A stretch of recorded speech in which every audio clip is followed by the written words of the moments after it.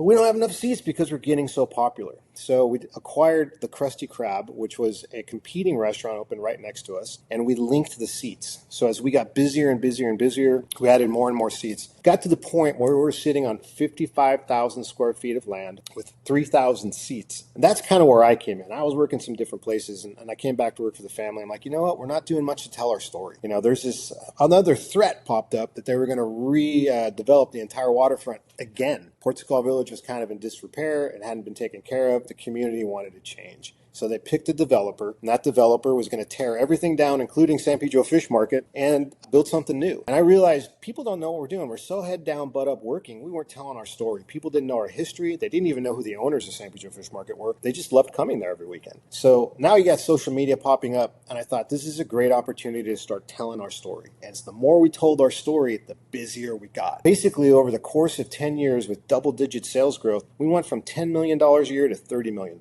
We went from serving a few 100,000 to 2 million customers annually. And we were selling 200 tons of shrimp. We were ranked by Instagram as one of the top 10 most Instagram restaurants for 3 years in a row. We're on CNN, Time Magazine. We were killing it. And then we started doing the Kings of Fish series, which really gave us the opportunity to tell our story and grow. And the goal was, these guys don't know who we are that are going to redevelop everything, but if we tell our story, and I was studying storytelling quite a bit at the time, maybe we can become irreplaceable. And that's ultimately what happened. So now you get all the way to 2022. We're killing it. We're having our best year ever. But we got to leave the building. We get the eviction notice because they're redeveloping the area, and San Pedro Fish Market needs to go the same way Norm's Landing did. So March 3rd of 2023, we leave the San Pedro Fish Market and the Krusty Krab. We bid them farewell. We watched the buildings get torn down. But in 60 days, because we're innovators, we work hard, and we never, ever give up, we found a space to move 100 yards away in a vacant parking lot that, ironically, used to be Acapulco's, ironically, because that's the restaurant where we learned about fajitas. How crazy is that? And so San Pedro Fish Market opened a temporary spot in a parking lot with about 900 seats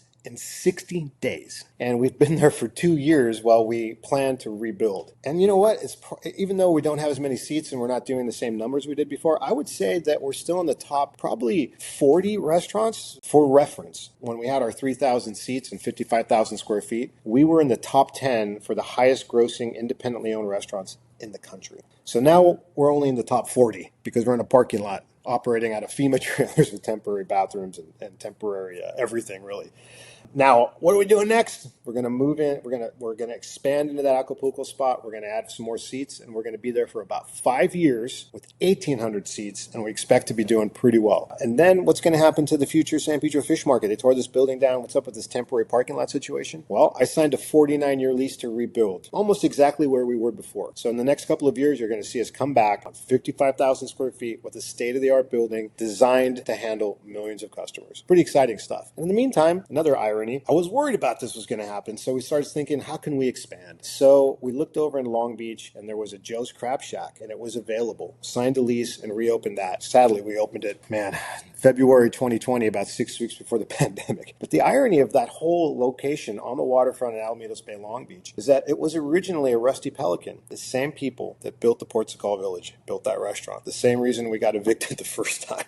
So now that's a very successful restaurant we have in Long Beach. And we just signed another lease in Monterey to open the San Pedro Fish Market on their historic Fisherman's Wharf in a 17,000 square foot restaurant. So I left a little something out. If you want to know what my grandfather was doing and why he started that original place, watch episode 1 of Kings of Fish. But I think really the moral of the story overall is that it took lots of perseverance, lots of innovation, and lots and lots and lots of blood, sweat, tears, and hard work. That was the secret for our success. I also add to that, never stop learning. Learn all the time. You need all the education you can get. And so the combination of the hard work, the education, and the perseverance and innovation, that's how we became successful. That's how we're continuing to grow.